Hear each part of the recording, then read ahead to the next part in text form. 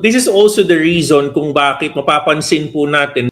Pero ngayon, halos sumipa na po ng almost 30 plus million tokens as we speak right now. And halos 10% po niyan or around 30 million po niyan ay Solana. So this is also the reason kung bakit mapapansin po natin during the past couple of months or weeks, no, si Solana ay nag-all-time high when Ethereum naiwan, no? Nag $4,000 Ethereum nung 2021, no? Dahil ginagamit siya. Pero nung nagkaroon na ng sobrang daming token na nila-launch, no? Pump fund, etc.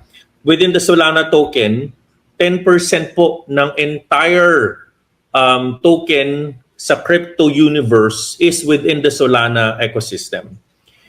Bakit nga kamo? Kasi nga halos lahat ng token merong Solana version.